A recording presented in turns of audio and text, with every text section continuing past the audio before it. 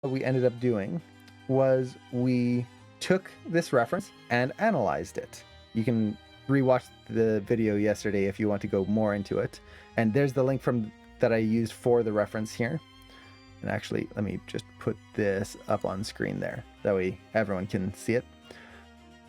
So this reference here, we just went through and we found our key poses, we found our extreme poses, we found our holds, we found our lifts, and we just did a little bit of analysis trying to figure out what the line of actions are, the timing of things, how we can push certain poses, all of that good stuff. Now, this is a very simple animation. The reason why I chose this one specifically is because the biggest hurdle I see with people learning body mechanics is jumping into something that is way too complex to start with.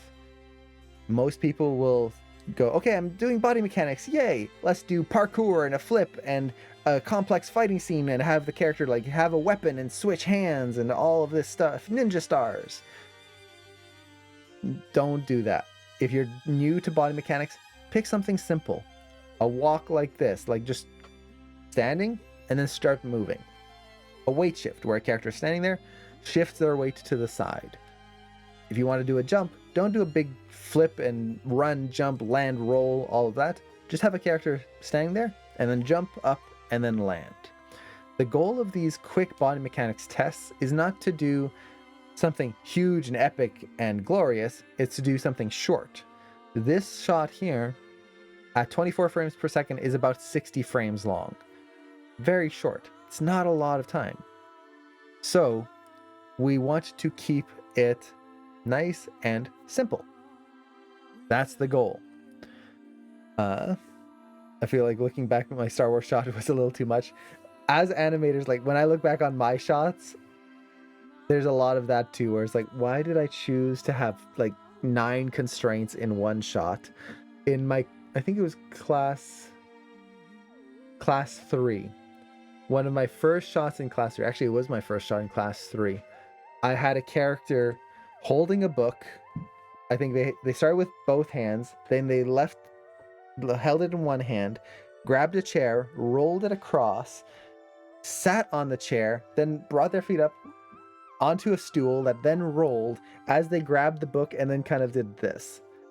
All of that meant I had 1, 2, 3, 4, 5, at least 6 constraints turning on and off at different times and doing all of this complexity. I managed to make it work, but that was a lot of complex stuff that I didn't need to throw onto my plate while I'm also trying to understand body mechanics. So don't go overboard. Doesn't mean you have to keep things super simple and just like, and then that's it. That's your whole shot. There's a little wave. But be aware that complexity doesn't make things better. It's just good animation. Let's see. Now, how do you avoid rotoscoping while not making it cartoony? We talked about that yesterday. The quick answer here is do an exploration pass of your shot. As you look at your poses, don't just copy your reference. Try to push your poses before you get to animation. So for example, whenever I animate, I think of how do I want to push this pose? In this case, do I want the character to be a little bit more heroic, a little bit more interesting right at the start? How would I push that pose? At the end, do I want him to be more tired? Do I want to push the line of action to be more in the chest, more in the hips? So as I'm animating, I'm not copying and rotoscoping my reference. I'm using it as a base to build something more exaggerated, more interesting out of it. We talked about how we can push the line of action through the shots as well. So it's really just going through and thinking ahead of time how you can push it. If you don't do this, you can do it in animation, but the problem usually leads into we start following the reference too much, and then at a certain point, it's too late to push it. We would have to rework a whole bunch of stuff in order to make things more exaggerated, and that gets so much harder the further along you are. So instead, try to do it first thing. That way you have a plan to go ahead with. It might not work, but at least you thought it out, and if it doesn't work, you can change things early. Let's see, like 700 frames, 5 constraints with the sabers changing hands. Yeah, pure torture. I feel you there.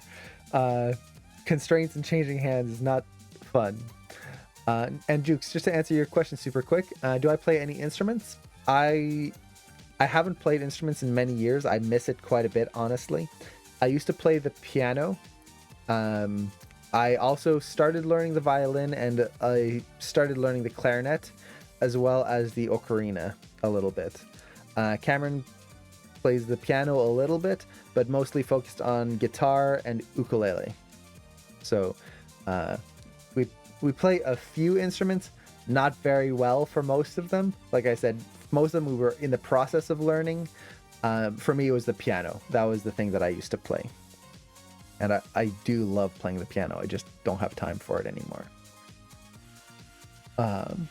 So we yesterday we went through and analyzed all of this reference, tried to understand how it works. Today, let's take this reference and try to go into Maya and move ahead with it. So when I am doing this for a body mechanics test, specifically for body mechanics, one thing I like to do is take all of my notes here, boop, I'll put it on my other monitor. If you have one monitor, you can just kind of lay out Maya so that you can see both. But usually a second monitor will be very helpful with this. Now I've set up a quick Maya scene here where I just brought in my rig.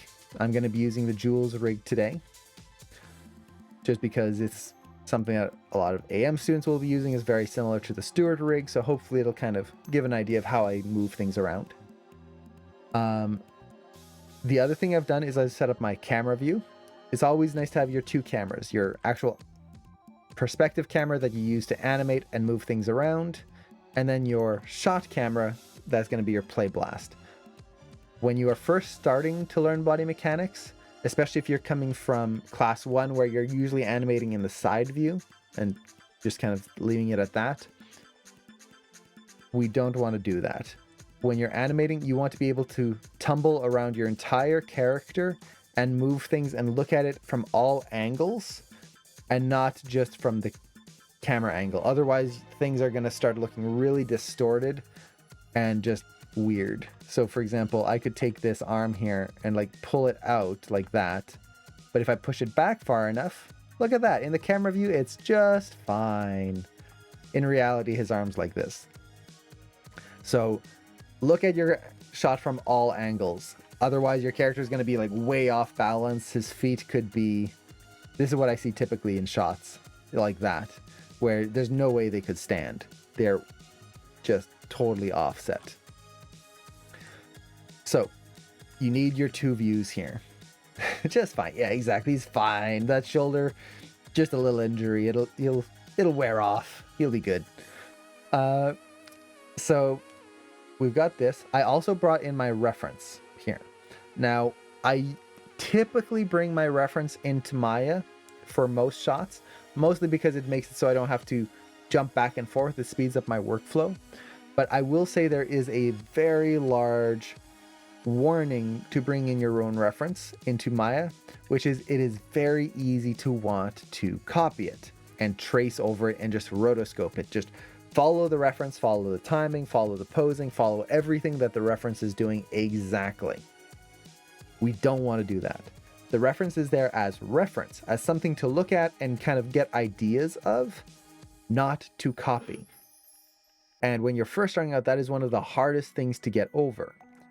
So if you're first starting out and you do feel like you're always copying the reference, I recommend just having the reference open in a different window, like I have here as well, and then just look at it when you need to, and then go back to your animation. You should also have all of your notes ready and on hand, ready to go. Now, the reason I like to bring the reference into Maya, once again, is not to copy it, but because you can see some extra detail in the reference that you might not notice when you are studying it earlier. So it just kind of allows me to keep an eye on things. And I'll talk a little bit more about that in just a second. I say a second, it'll probably be like half an hour before I get back to it, but we will get back to it. So we've got our reference, we've got our scene set up. Now my main camera here is not quite in the right position. I feel like I could change the composition a little bit more. Honestly, for a body mechanics test, composition doesn't really matter. What we're looking for is more visual clarity on everything.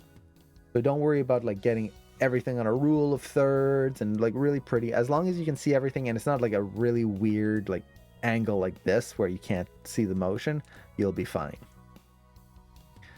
So with all of that, how do we get started? Well, for one, when I start, the first thing I do is I make the first pose.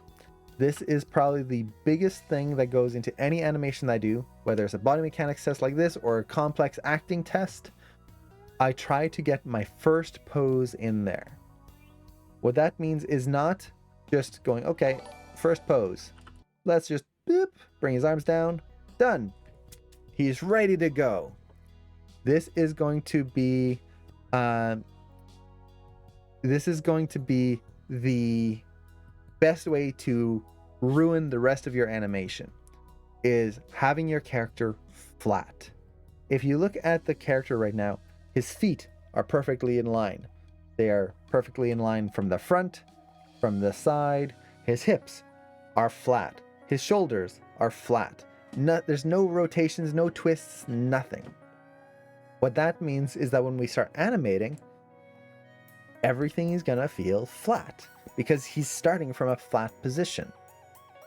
It's very hard to get life out of this, and just makes things feel boring.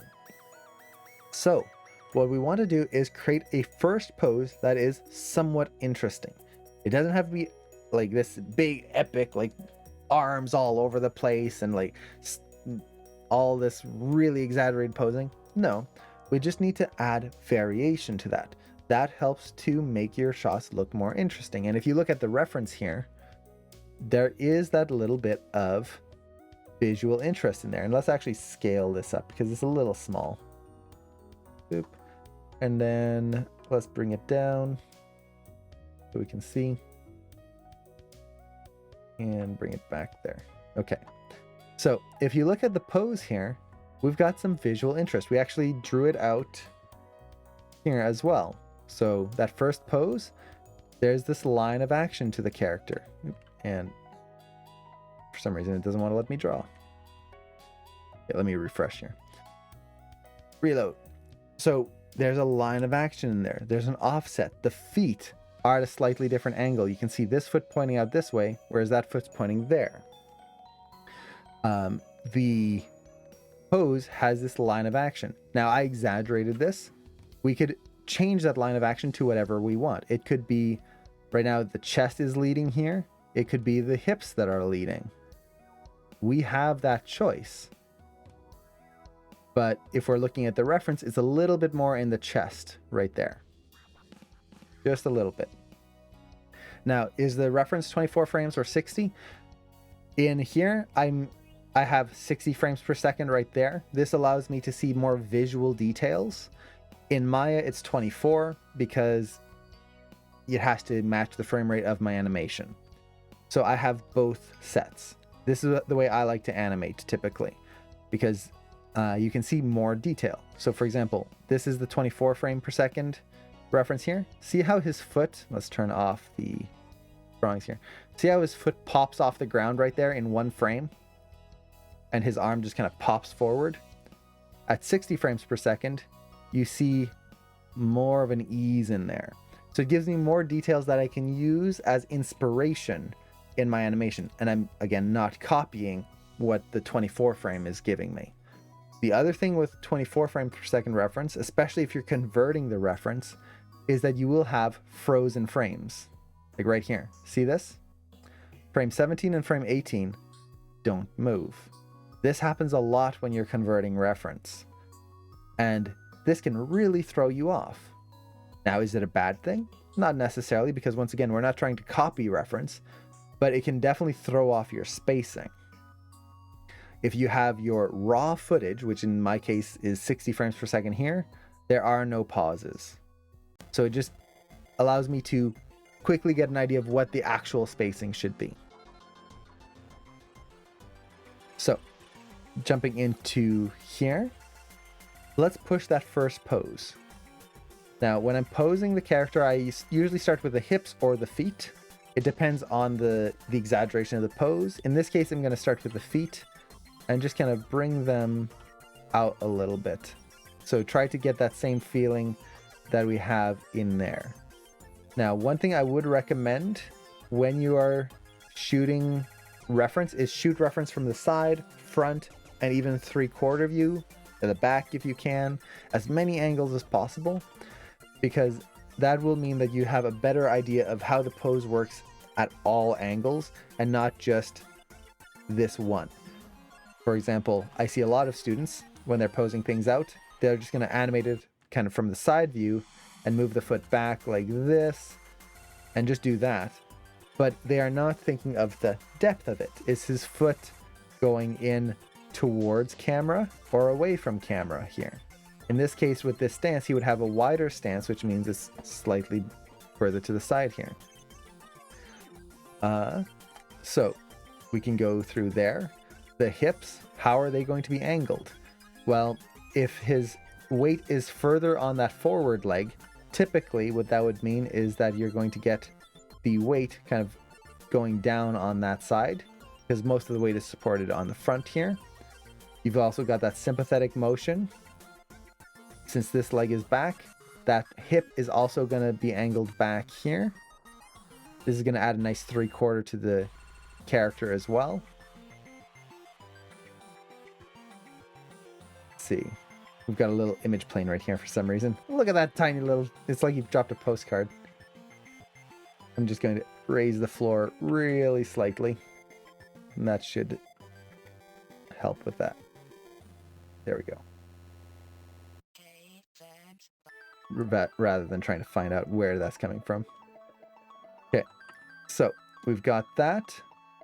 Let's kind of push the hips forward just a little bit. I want a little bit more of an angle here. Now this leg is a little overstretched, so I'll just have to bring it back slightly. His weight is going to be balanced a little bit more between both legs, but probably favoring this one. We usually favor one leg more than the other. So I'm going to try to do that. Bring his hips down so that we get just a little bit of a straight in there. This knee should probably be facing where the toes are. Usually our knee faces to where the toes are. Usually, not all the time. Now, for the body, we've kind of got the legs and the hips roughly in place. This is not a final, like everything we move is polished and done and we never move it again. As we're doing this, it's getting things roughly in place, and then we're going to do another pass as we go. So for the body is where a lot of students tend to have issues with, and it's mostly understanding how the rotations work. So the biggest issue that I'll tend to see is the rotate X, the kind of forward back of the character. And what's happening is usually we can't really see the rotation of the hips. It's hard to see. You can see with the shirt on especially, can't really see it. So do his hips go back? Do they go forward? Do they just stay straight in line there? Well, the hips counter what the spine is doing. So from the front, you see this quite often. So let's say my hips are doing this. My body would be doing that. It's contrapposto. It makes this nice flow. It doesn't always do it, but a lot of the time the body will do this in some way. Well, from the front, it does the same thing. So here we see that his body is tilted back. So if I take the spine controls here, tilt him back ever so slightly, what does that mean for the hips? Well, if the body is going back, the hips will go forward. Like that. And you get that visual contrast, and that's helping to push that line of action that we wanted in here. Right through there. So same thing with the arms there. If his hips are bent that way, let's kind of push it this way just slightly. It doesn't have to be much. And then the rotation of the chest, the twist, I'll just have him twist a little bit more forward. So he kind of feels like he's facing to where he wants to go here. Or I could face him a little further away if I want to kind of build the anticipation. At this point, it's my thought process. What do I want? Do I want a bigger anticipation? Or do I want him to kind of feel like he's focusing on where he wants to go? It's up to me. I can push this ever so slightly whichever way I want. I'm not really seeing much of something in the reference itself. Okay. Now, as we go through here, let me catch up with the chat. How hard is it to add breathing to the polish pass in your shot? It's not too difficult. If you're going to add a breathing pass, what I would do is use an animation layer and just add all of your breathing onto that, and then you can cycle it and basically animate the intensity so some breaths are bigger than others, and it's just this cycle and you're good. The big thing with breathing is that it's not just one breath control that goes no, it's a full body thing. It's the spine bending and moving a little bit. It's the shoulders, it's the head even. It's not much, so every breath is not like that. We're not doing this big motion, but there is a little bit. So even if I just take now you can see how my head moved there. Now, as I'm talking, I'm breathing as I talk. So there's not like there's these big breaths each time, but even then you can just have a subtle, tiny amount that goes through the whole body, and it'll make it feel much more believable than just one breath control that scales in and out. I actually did a demo on stream on how to animate a breath cycle, a very basic breath cycle. So if you want to check that out, it should be in the replays. Okay, so we're starting to get the line of action in here, very roughly. Let's get the arms in place. Arms, you can see, feel very dead right now. There's three reasons why the arms feel really dead. And actually, just to make this easier, let's zoom in here. Okay, so the 3 reasons the arms feel dead. 1, clavicles. They're very stiff and straight. Clavicles, when we're relaxed, hang down. So if he's not putting a lot of effort in here, I'll bring these down a little bit right there. That already helps to give him a little bit more variety. Also, clavicles don't just go straight down. Sometimes they'll angle forward, sometimes they'll angle back. Usually if we tilt our body backwards, our clavicles go back as well, very slightly. So I'll do that. It kind of opens up the chest a little bit. If we hunch forward, our clavicles go forward. It's all sympathetic action. Next thing that feels weird. Elbows are too straight. When you have a character that is relaxed, our elbows don't straighten out fully. They stay slightly bent. It's hard to see here because of the angle of the arm. It's tilted towards camera, but there is a slight bend in the arms. So I'm just going to add that in here. And also, you see how the arms lean forward. Our arms kind of want to go forward slightly. It's not much, but it is there. They also kind of turn inwards. So our arms don't sit like this, they go like this when we are relaxed. Even if you're just sitting here and you put your hands on your lap, like what's more natural, to keep your arms straight and facing forward, or for your hands to kind of come in and rest a little bit more on your lap or your legs? Usually it's coming in. So this is where understanding body mechanics and the kind of natural flow of the body helps a lot. So we can push this a little bit right here. I think this clavicle could be a little higher. Now, the next thing that feels really weird is the hands. And this is probably the number one thing I see a lot of people who do body mechanics animations that they forget and just don't do. They don't pose the hands. They just leave them there and then wait for it at the end, or even just go, they're not that important.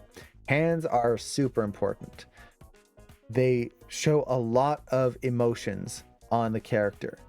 So we need to show hands. In terms of what we as humans look at, they are the third most important thing. First is eyes, then second is the face, third is hands, fourth is body. So hands are very, very important. And they don't take that much work. Honestly, hands aren't wiggling around all the time. So you just get one good pose on your hands, you're good for the rest. So I will just take a little bit of time here and just create a quick relaxed hand pose. And the thing with a hand pose is, for most people, you've already got the reference on hand right there. So what I'll do is I'll just kind of relax my hand and look at the angle of all my fingers and joints and just use that as a quick guide. So index finger comes in a little bit. Index finger tends to stay pretty straight like that. And then usually what I'll do is I'll skip to the pinky. Not all the time, but for most hand poses, I like to kind of do the extremes, and then that gives me my range for the rest of the fingers. So the pinky, if I'm relaxed here, curls in just a little bit.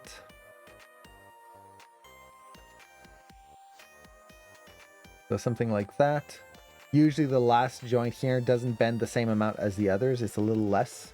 So I try not to just do this and then call it a day. So this comes in just a little bit more of a bend there. And of course, I always leave the middle finger, which leads to unfortunate moments. So something like this, and bring them in. Our fingers tend to roll inwards. They don't just bend straight forward and back.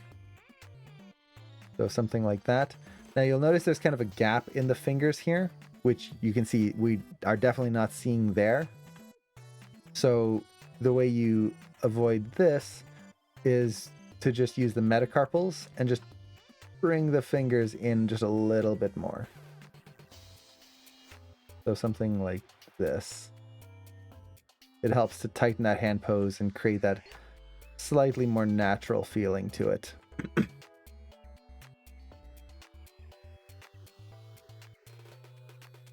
So let's do something like that for now. I think this finger could roll in just a little bit more. So already, see how that hand looks much more relaxed, much more at ease compared to what it was before? It didn't take too long, but suddenly the character just feels more natural compared to that hand there that just kind of feels weird and flat. So let's do the same thing here. Now, if you have Studio Library, let's actually do it with this. Studio Library is a resource of hand poses. So for example, on the Jules rig, we've got a bunch of hand poses already built out. So I could take this hand here, boop, and just apply a hand pose. So let's find a good relaxed pose. Relax B, let's go relax A. And apply that, there we go. So we get that pose right in there. Now the thing with these hand libraries here is just make sure that you don't apply and then leave it. Instead, go back in and refine the pose a little bit more, because usually it's not going to be what you want for that specific moment. So right here, if you look at the fingers right there, they all kind of feel a little even. So I'm going to pull it back so we get a little bit more of a gap between the index and middle finger, and then less on the others. Just get a better silhouette in there. I'm also going to just turn that hand so the back of the hand kind of faces forward just a little bit more. I could do this, but that's kind of a little too... Is it too much? Yeah, let's go about halfway. So something like that. Let's see. If a rig doesn't have metacarpals, would you translate the fingers to bring them closer? If it's available, you could translate them. So you could just bring this closer in here. The problem with that is you can see how it distorts kind of the joints. So you have to be very careful with that. Instead, the rotation allows you to expand the hand the way our hand actually does. Like you can see there's actually just a little bit of stretch right there. Very light, very small, but it is in there. Okay. So that hand pose I'm not a huge fan of. It's the silhouette. I just want to push this in a way that doesn't get a weird thumb bump. And actually, let me just double check this rotation here. There could be something causing it there.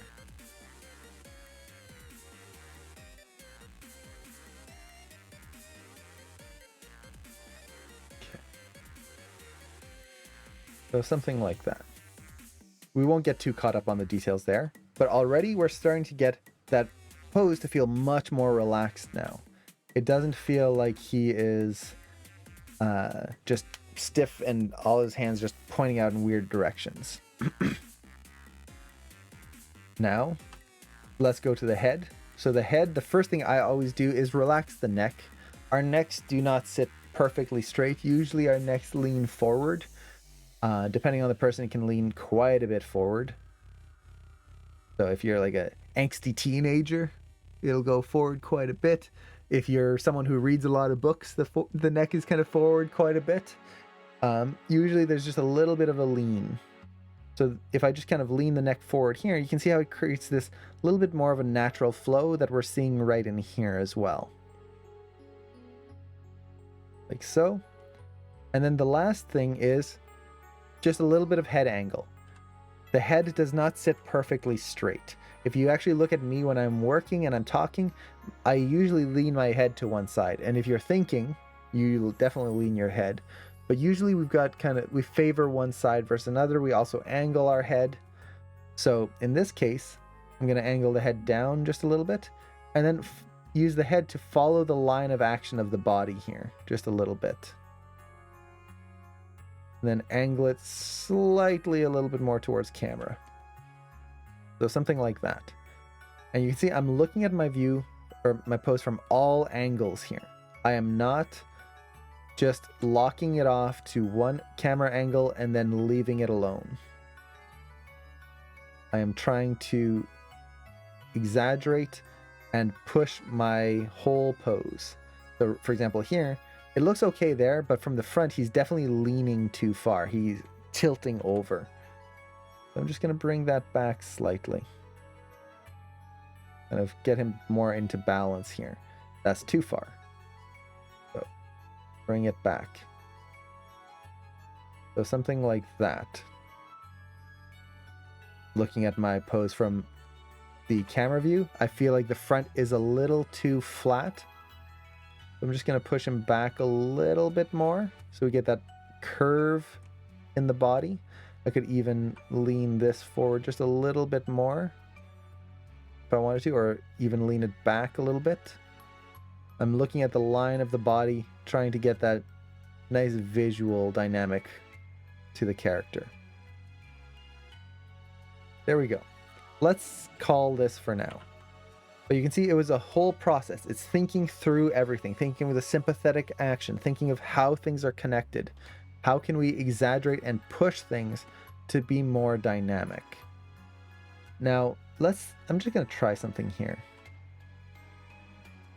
I don't usually do this with this rig, but I want to try it here. I'm going to roll the toes up by default. So the toes are kind of pointed up like this through the shot. The reason for this is if you look at most people's feet, and especially when they're wearing shoes, the toes go up. We actually, just the shape of the shoes curl up quite a bit. So this is an experiment. Like I said, I don't usually do this with this rig, but we'll see how it works. I'm going to keep the toes curled up and see if that kind of gives us a little bit more flex and kind of a sneaker feeling to the character. So I'm learning something here as well as we're going through. Now, one other thing that I will usually do if you're doing a shot with a full face character is pose the face. Just a simple pose can help. The default wide-eyed, just like blank look here is not usually super appealing. In this case, I'm not going to worry about it. It's going to take more time. We'll just go right into the animation, and we can always add a face pose afterwards. Okay, so we've got our first pose, but we thought through it. We used the extra drawings. We did the exploration pass to try and push this a little bit more. You can see I'm not just copying it. I'm pushing the silhouette of the feet. They're a little wider apart. I pushed the silhouette of the chest and the arm here. So I want that clear readability. Actually, one thing I'm noticing here is this arm is tangenting with the body. So I'm just going to bend that elbow a little bit more here. So that helps break up the silhouette of the arm versus the silhouette of the body. So we've got all that. Great. What do we do now? Well, we did all our planning, so we know what we should do now. We do our contact poses, our contact keys. We already found them all in our shot. So we can just go through and add in all of our important keys. If you're doing a longer shot, you would have your storytelling poses in there and you'd go with those first. That way you can kind of lay out how far the character goes and kind of do a previous pass of it. But we've got all of our steps pretty much lined up from everything that we had done yesterday.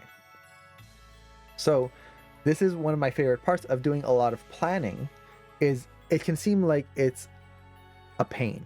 You're planning and planning and planning and planning and planning and studying. And just like, oh, I just want to animate. Why am I doing all of this? But if you do all of that planning, as you get into your animation, instead of going, okay, what do I have to do now? I did the first pose. And then you're scrubbing through, which pose should I do next? What should I do? I know exactly what I'm going to do all the way up to the refining and polish phase at this point, because I've studied the spacing of the shot. I've studied all of these different elements. I have a game plan. It doesn't mean that things won't change, but I know what I need to do next. So in this case, I need to put the pose right here on frame 16. Now, how do we do this? Well, the first thing I'm going to do is get this foot into position, because this is going to allow us to kind of get an idea of how far we can move the foot. So in this case, I'm just going to roll that foot up, and then I'm going to use the ball twist here to bend the ankle. So this is essentially rotating it so that the ankle twists around. That's very nice. Well, you'll see how it twists the foot the wrong way as well. If I use the toe twist and ball twist in this case, I can just do that and get that nice angle to the foot. It'll slip back a little bit, but we can fix that in just a second.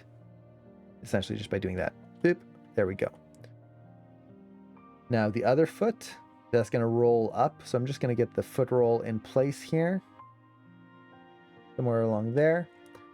And let's move it forward.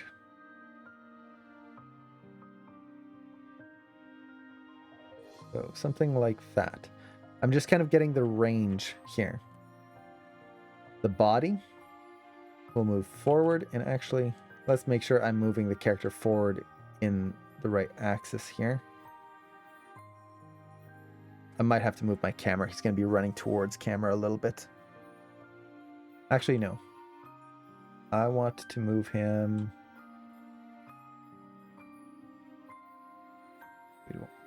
So what I'm trying to think here is, which axis do I want him to run into? And I think what I want is him to run this way. And as he starts to run, his hips are just going to expand out this way as he's reaching there. So he's going to go through, and this is where reference in Maya comes in handy. So I mentioned, why do I bring reference in Maya? It's not so that I copy it. I can use it as a guide, so I can kind of quickly see the angle of the legs, things like that. Again, I don't want to use those as gospel and use those as I have to follow it. But what I can do is frame by frame like this, between my key and my just between my two keys, and I can look at the reference and I see the different changes that are happening very easily. I see that the hips are opening up. He's rotating his hips. They're moving down.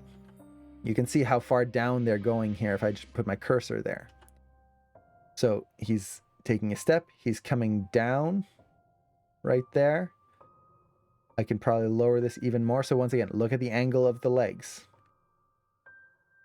And we can exaggerate that quite a bit here. Now his knee is breaking there, so let's move that forward. Okay.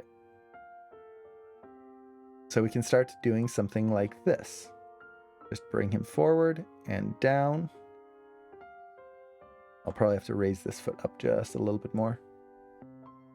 Get that nice angle in the back heel there. Okay, well, what's happening with the body?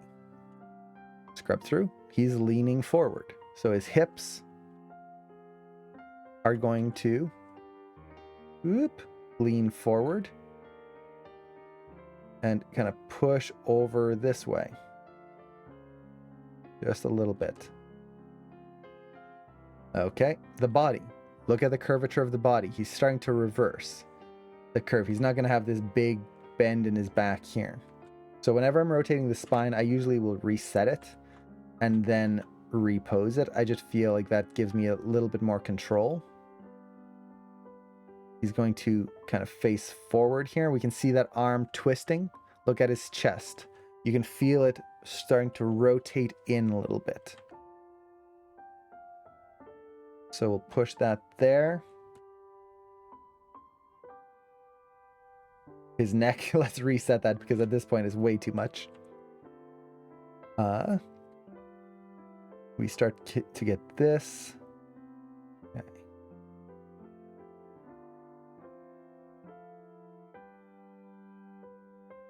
Okay. So let's push the body. The body from the front, he's leaning way too far on this side. I'm going to just pull him back right there. And instead his weight will shift over the supporting leg here. So as he stands, he's going to be shifting his weight over onto this leg.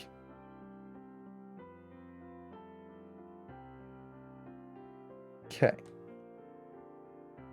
We can roll this foot up a little bit more. I want a little bit of a bend in that knee. And this foot can come forward a little bit more. Okay. Now, the arms. The arms are feeling really dead right now. So, let's push the posing in here. This arm is going to come forward. And we'll get that bend. But we talked about this yesterday. I'm going to try to avoid this flat horizontal line of the arm. I'm not trying to copy that. I'm just trying to exaggerate it. So the arm will come out. And let's see. He runs. Try out the pose yourself. Like just, if I just do this, where does my arm go? My hand is not way out here. It comes out in front of me slightly as I move my arms. Come forward. So as he's going through here, that arm will be a little bit further in, and the elbow will be a little lower right there. Okay. Push a hand pose there. Maybe push the wrist a little bit more like this. We will push the hand pose to be a little bit more closed in just a second. This arm comes back, and if I run, that arm is going to bend. So that's gonna come back here. And as I bring my arm back, the elbow tends to flare out just a little bit. And we get something a little bit more like that. Now, before we go into the head and everything else, and you'll notice the pose looks horrible right now. That's fine. This first pass is just kind of getting things into position, and then from there we can refine it. So one thing with the arms here is I'm not putting in the sympathetic action of the clavicles.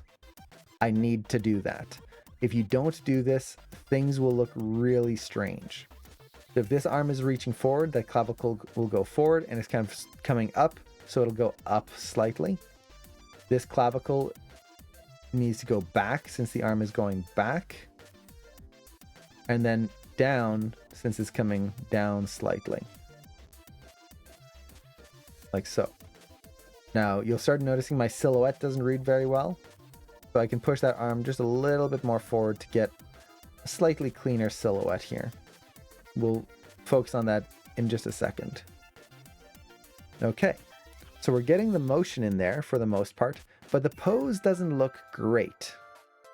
Why? Well, the clavicle. Yes, thank you so much for the link, A to the J. If ever you're interested in learning more about clavicles and how to make them feel more natural, you can check out that link there. So why doesn't this pose look good? We did everything. We moved everything and put it all into place. Well, it's not looking good because we, one, made a few mistakes. So we have to pay attention to things. Two, we now start going into the design element of the pose. Even though we're doing body mechanics stuff, we still want to think of design aspects. So what that means is pushing our straights and curves, pushing our line of action, exaggerating our posing to be more dynamic. Let's see. So when you say arms not parallel with the ground, you just mean slightly. Yeah. Essentially, you don't want a straight horizontal line. So for example, my hand here is almost perfectly horizontal with the frame of the camera here. That would feel weird. Instead, I want a slight angle to that. Same thing with vertical lines. We want to try and avoid vertical as much as we can. It's not that it won't happen, but it's just not as interesting if there's vertical lines and things. Okay, so the first thing we need to think of is, how do we make this pose better? Well, this is where you spin around and look at it from multiple angles. I'm doing this backwards. So I don't know if anyone caught this. Earlier I was saying that he's shifting his weight over onto this side. That's backwards. We talked about this yesterday when we were doing the Vanilla Walk character. When you shift your weight over, he is lifting this foot up here, which means that his weight is going to shift over onto this leg instead. And on the contact pose, there is no weight yet on this foot, so his weight won't shift over there just yet. Instead, the weight's going to be over this leg, like so. That's going to throw the character much more into balance. So he goes over this leg, and then on the next step, he goes over onto the new supporting leg over here. Now, what does that change? Well, it changes one very big thing, which is our line of action, which, let me undo here super quick. You notice how the body's kind of getting this weird like bip bend in it? Well, now, by pushing his weight over on this side, I can push the line of action of the body. Let's push this even more here, like so, and get a nice straight right through there. I can even use the knee to help push that a little bit, and look at this nice straight line that I'm getting in there. On this leg, let's kind of bring that back, move my camera around, see what's not feeling right. I think the body, if this arm is coming forward here, I can rotate the body quite a bit more here to get a little bit more twist in there. The curve of the body is kind of feeling kind of flat right now.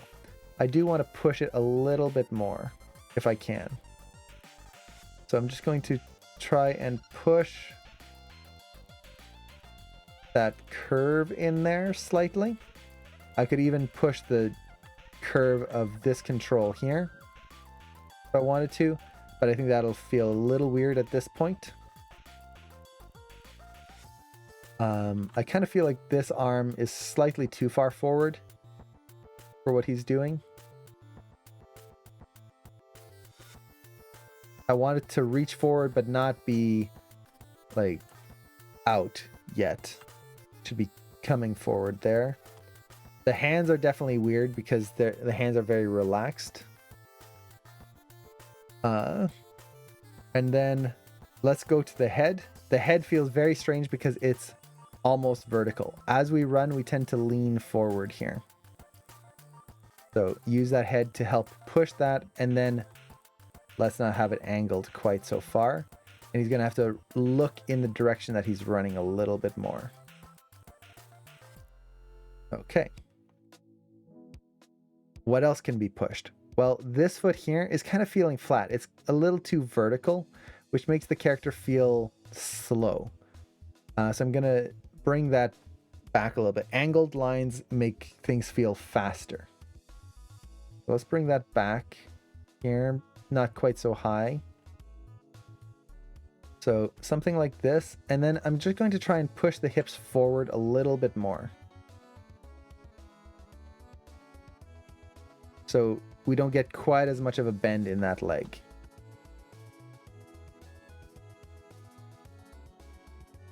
Okay.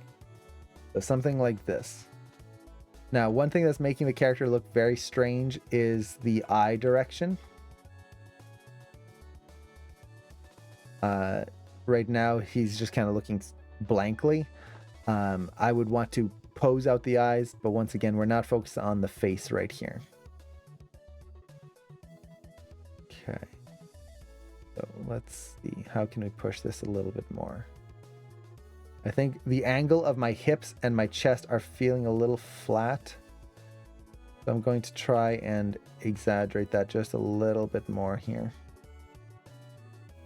Get a little bit more of a twist in there.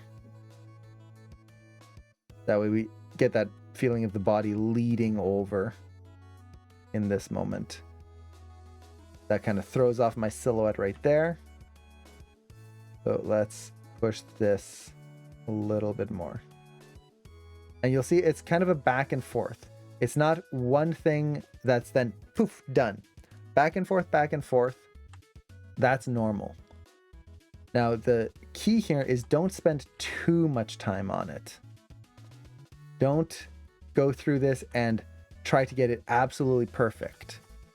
We want to go fast enough that we want to go slow enough that we get details in here and think through our poses, but we want to go fast enough that we're going into the next poses fairly quickly. The reason for that is as we go to the next pose, it might affect things that we're doing here. So this is not the time for polish. This is the time for getting things in, thinking it through, but then moving on. Now, do I prefer animating in stepped or splined? I usually animate in spline mode, so you'll see it's actually moving right here. This is just my general preference when it comes to animation. I would recommend if you're starting out, animate in stepped mode. It's easier to focus on the different elements and kind of push your animation when you animate in step mode. Splines, it's very easy to fall into just doing what the computer gives you. Okay. So let's go to the next pose here, which is going to be right around frame, I think 27. Right there.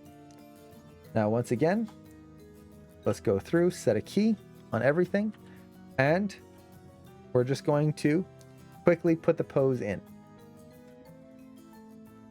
So, foot roll in this case is going to roll up on the toes, and let's get him curling up on those toes there.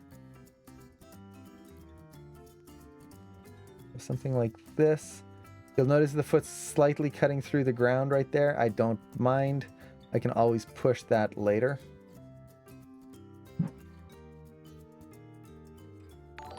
I just want a kind of guide that I have something in place and I can use it afterwards.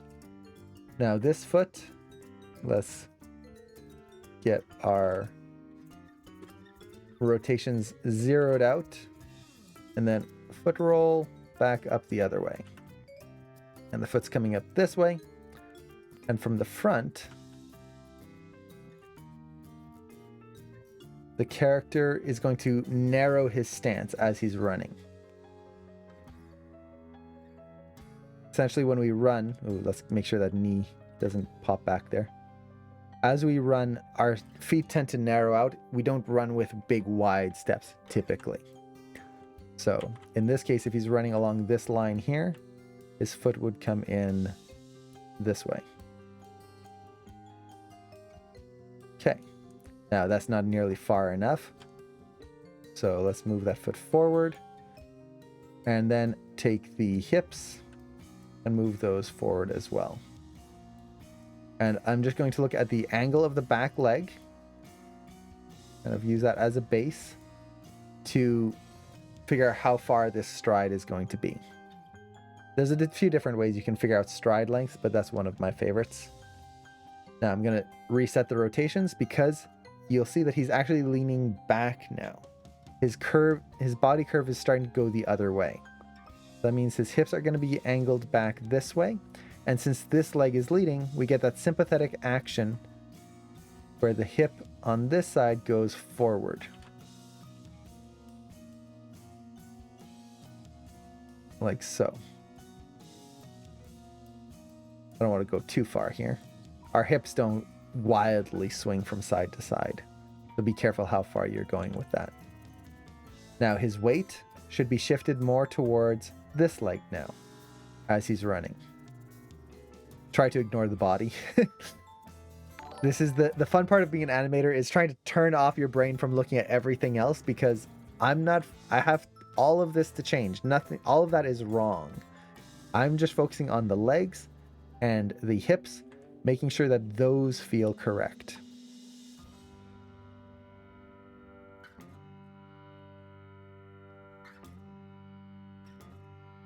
Let's push that weight down on that leg there a little bit.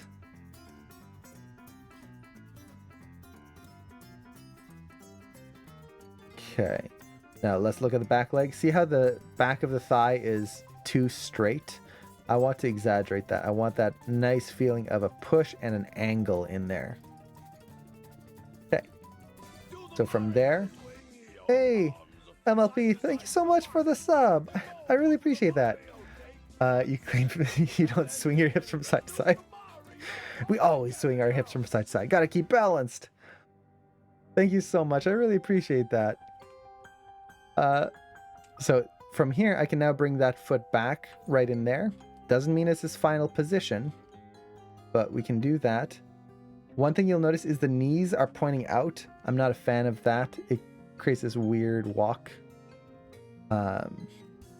Now, if you don't want to animate the PVs, some people prefer not to. You can always switch the space to follow the foot. And then wherever I move the foot, that knee moves along with it. It's whatever you prefer, honestly. For me, I usually just move the PVs kind of far enough ahead and then just leave them there. So something like that. Bring this knee in. See how it's kind of pointing out to where the toes are pointing? Let's just bring them in slightly. We get something like that. Kind of feel like I need to push my rotate Y on the feet here. Now, another thing I can do on the contact poses is to angle the foot so it doesn't land perfectly flat. This is more of a polishy thing, but I can block it in right now. When we land on our heel, we don't contact the ground flat. We contact the ground at an angle like this. We contact on the outer edge of the heel. Now, I don't think... Okay, I can just use the side-to-side attribute right there. So I can just do that, and now the foot contacts, and I'll be able to just slam it down nicely. Let's actually add a little toe tap in there, bend the toes. Reach that leg just a little bit forward. I want that nice straight in there. Okay. I think this back foot can be pushed up as well quite a bit to really help create the feeling that the character is pushing forward. Something like that. So we get that. And already, just looking at the hips, you can start to feel that motion going through. The foot rocking over, the step. Okay. Let's see, how do you get the manipulator small like that? I use the minus and plus key next to the backspace, and you can change the size of the manipulator. I usually like to have it a little smaller, specifically for the rotation. See how that's kind of hard to get at depending on the angle? If it's a little smaller, it's usually easier to see. It does also make it harder to get fine details. So if you want really fine rotations, make it bigger and you're going to have more control over it. But then if you make it too big, so for example this, you can't see it anymore. So be very careful with that. So negative and plus right next to the backspace. I don't know if... Okay, the one on the nub pad also works. I never use that one. It's too far away. Let's see. Okay, cool.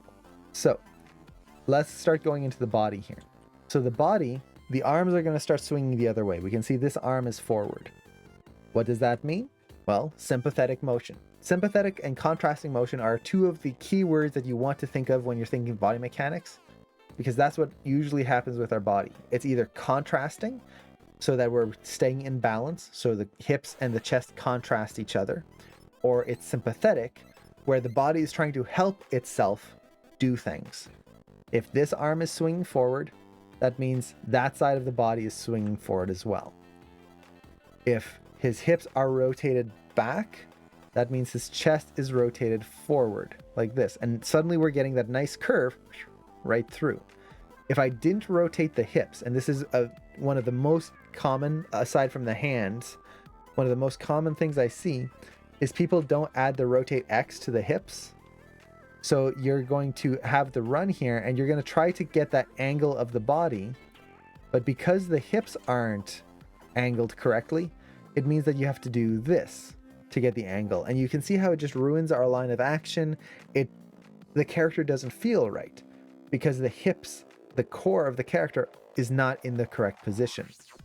The moment that we get that in place though, and bring the hips back, we start to get that correct feeling in the walk or the run. So be very conscious of your hips and how they work with the spine. Now I think I can push this a little bit more, just a little bit. Let's get the arms in place here because that's going to help make things feel a little bit better.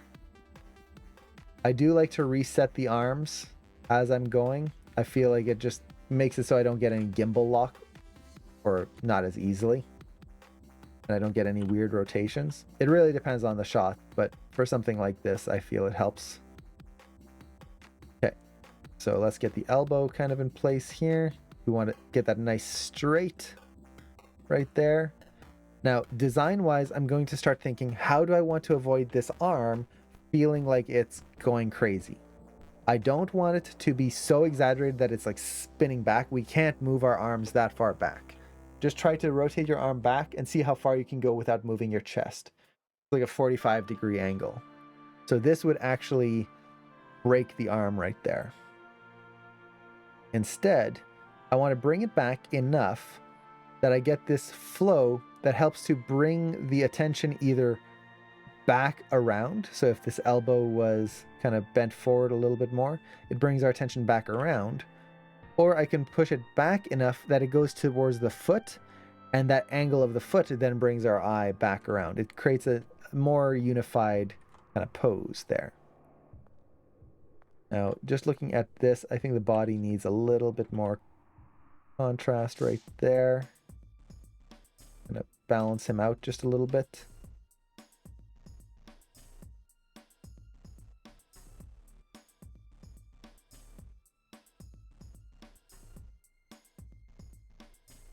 Okay, we'll figure that out in a little bit. Okay, clavicle, don't forget that. If the arm is going back and down, it'll go back and down. Right there. Creates that nice connected feeling. And gimbal lock is weird rotation. Gimbal lock causes weird rotations. What gimbal lock is the actual mathematical rotations of the manipulators not lining up correctly. So let's take, I'm just going to create a cube here. That way we don't mess up our animation. So if we look at a cube, we have two main rotation modes that we use. We have world mode, which means that the manipulator stays lined up to the axis of the world, which you can see in the bottom left here. You then have object mode, which is the manipulator lining up to the object. These are really good. The thing though is that both of these are not true rotations. These are not the true rotation of the object. They are rotating the object based on the world or the object.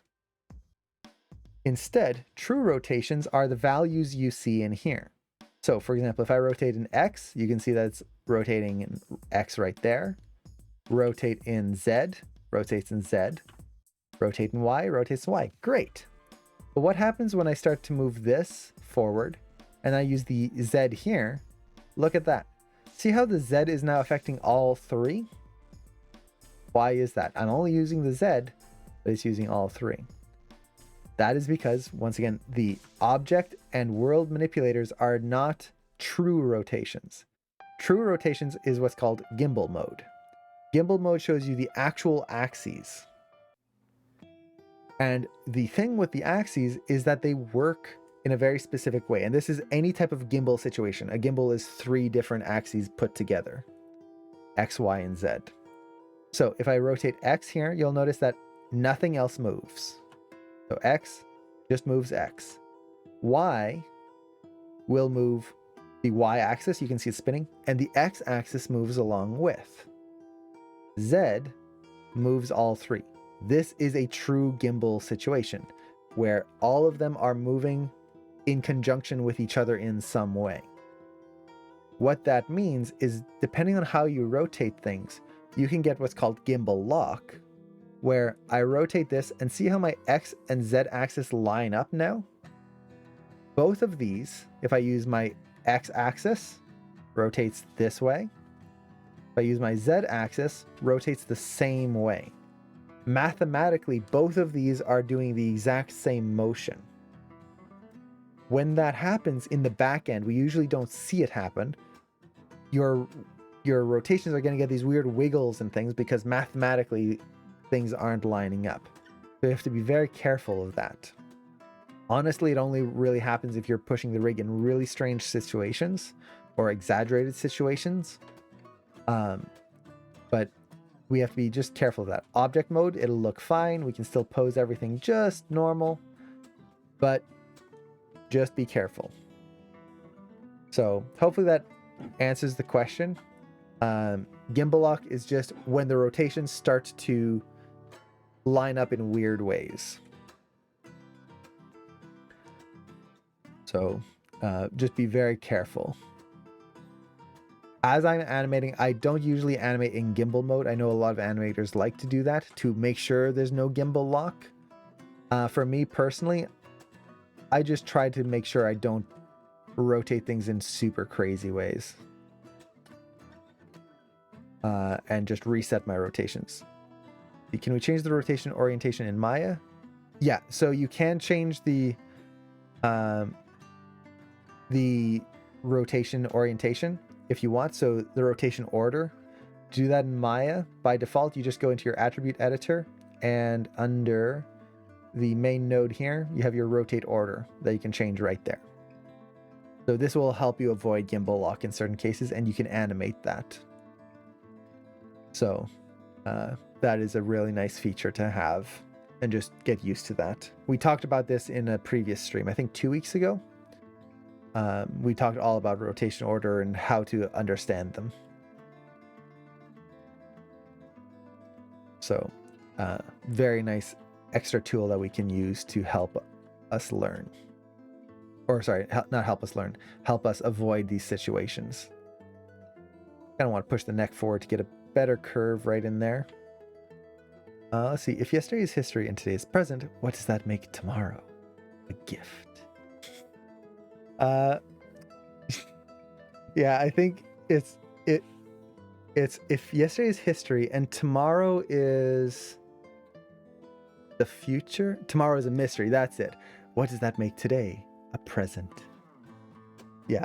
Hello, Sir Wade. How's it going? Hope you're doing well. Welcome. Oogway. Oh man, now I want to watch Kung Fu Panda. Kung Fu Panda is so good. Oh, thank you so much. Jeez, 5 gifts. Jeez, thank you so much, sir. Man, today's a gift. Jeez, thank you so much. I really appreciate that. Oh man, now I have to just wait until you stream and then gift you some subs. There's no subs on YouTube, is there? Stream hype. Thank you so much. I really appreciate it. I hope you're doing well. We've got to chat again sometime. There's a few projects that I would like to chat to you about. Some new projects. Ooh, mysterious. But hope you're doing well. We're just gonna keep listening to this epicness. And Danish, you're a sub again. Also, hello Danish. Hope you're doing well. Been a while. There's so many people I need to get back and talk to. It's terrible. It's a good terrible. It's like there's so many people I know, but I always feel bad that I'm not messaging people. Okay, so let's go through here. You can join in YouTube. Yeah, there is the join button. I'll have to check. Sir Wade, do you have the join button on YouTube? I've never really paid attention to it, honestly. Whether channels have a join button or not, which I should do more often. It would be nice to support more YouTube channels directly. Let's see. Yeah, that angle in the body there. Now you'll notice the body's kind of straight and stiff here. That's fine. During a run, you're not doing this. Well, you could, but it's not a very energy efficient run. So try to not have the body move too much. Right now, I'm going to keep it a little stiff and we can loosen it up later if we need to. We're starting to get the run in place here. Starting to feel good. Trying to exaggerate so you can see the line of the body here is kind of straight. Here we're trying to push it back just a little bit more. Not too much yet, because as he goes a little further along here, this area is where he has the most lean. So I don't want to lean the character too far back just yet. I also feel like I might have rotated the hips a little too much, but we'll hold that off till later. I also feel like I could lower the hips here. I almost want to have the hips a little lower. Just a little lower here. We just get that little bit more of a dynamic angle, and also hopefully get a little bit more of a contrast to the end when he stands back up. So it kind of feels like he swoops up instead. I don't know if I have that turned on either, honestly. I don't think so. Is that an option you can just turn on? You definitely need to turn it on. I want to join the YouTube family. Okay. So let's go to the next pose here.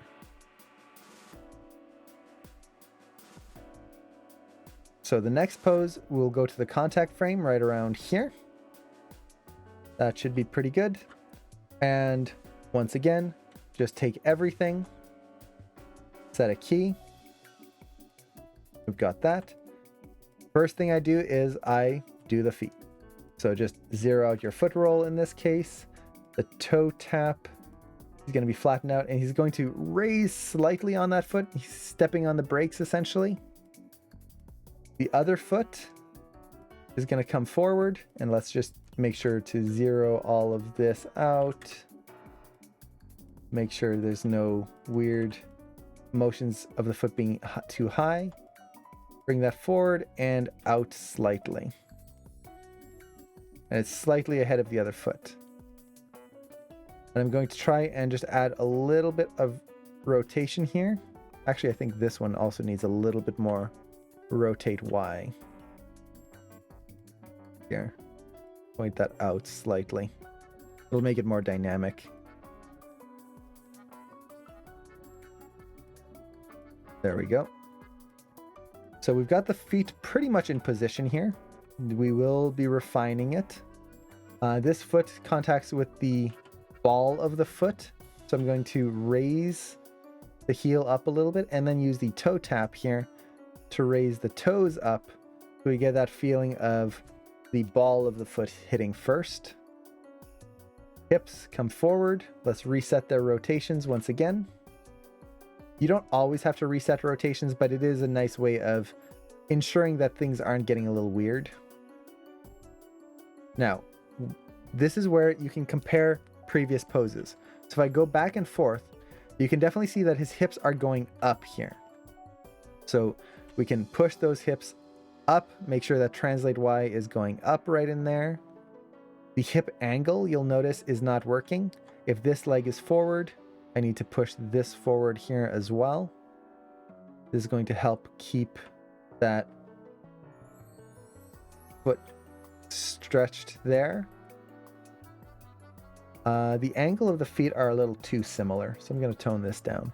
I always try to look at the angle of the bottom of the feet. If they're both raised up, try to make sure that they're not the same, so you're not getting a parallel angle. When will I start my own channel? Do you mean on YouTube? As soon as I have time. I've been wanting to start one for a while. Even if it's just like a VOD channel where I can upload replays of the stream that are a little bit edited and kind of cleaned up. So that way people can find things a little bit easier without the full demo and any distractions. That's been something on my to-do list for a long while now, but I just haven't had the time for it, unfortunately.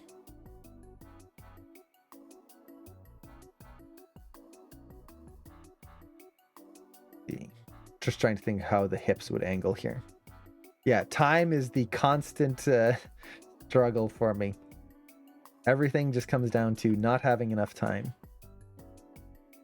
Now, for the body, the hips will lean back here. So this is going to be the furthest lean of the body. Now, in the reference, it's not by much, but we can try to exaggerate that a little bit in our shot. And let's not have the hips go quite over so far. Go up. I'm watching the run here from the side, so from the camera angle here, watching how he runs, and then I'm looking from the front, see if I notice anything standing out in terms of the body mechanics. I definitely feel like there's a head angle issue right here, which we haven't finished that pose, so we'll get to that. I love your streams. I'll never stop streaming. I say I'll be old and gray by the time I'm done streaming. The YouTube channel would be mostly for just making it easier for people to access the content, as well as making like quick short videos instead of always doing long form demos, which, like I said, I love long form demos. It's what I'm kind of used to in terms of teaching. I'm not very good at like, okay, let's just record for 10 minutes and do a short video. As you can tell by all the distractions I go on and tangents. But it would be a fun thing to do, to just make things that are a little bit more easily digestible and quick for people to get to. Make sure the knee is pointing to where I'm going here. I kind of turned the foot here to make kind of more of a braking action. We'll see if that works. Yeah, I need to make A to the J's job a lot easier. That would be so nice, instead of him having to dig through my horrible named archive that is such a pain to find anything on. So just to explain my process here, I'm just trying to figure out the angle of the hips. As he contacts the ground here, usually for a run, runs are energetic, so the hip will kind of raise to help. a little bit. If I bring this too far down, it's going to create a weird line of action in the body.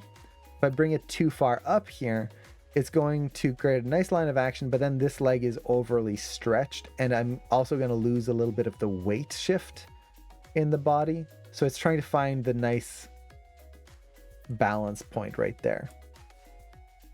Now let's get the body in place, because that's going to help a lot. So the body is going to lean forward here, and this arm, the one closest to us, is swinging forward, so sympathetic motion. That body is going to swing around a little bit, but since he's stopping and not swinging his arm back, it's not going to swing around all the way. It's just going to be a little bit right there. Now he's going to try to stay balanced, so we're going to push that line of action right through there. Kind of hit that. His arms look terrible right there. So we get this motion in here. That's pretty good. The curve of the spine is not great. I would try to exaggerate that a little bit more, and maybe we can push the hips some more too. Get that lean. Later on, what I can do is push this control to actually curve the spine if I want to really push the line of action. This depends on the stylistic feeling that I want. We're not going to worry about that now. This is a body mechanics test more than anything. Okay, so let's bring the arms down, get them into position. So you can see a lot of it now, we're just going pose to pose. This is the pose to pose method in animation. And it's not a huge, like, okay, look at all of our spacing and all of our complex animation principles. At this moment, this first pass is just thinking of your posing. If you have good, solid posing that flows and moves correctly, from there, adding the spacing and all of the other mechanics in here is just going to be a matter of a few extra poses and some work in the graph editor. If we can get a good solid base to begin with, it really helps make animation much faster in the long run. Just going through here and really trying to understand the motion that we're seeing and feeling. So here, our hands are wrap around. Whoop. So it comes in a little bit more. Something like that. The other arm, let's kind of bring it back a little bit. Let's straighten it out some. And I want to see just a little hint of the hand there.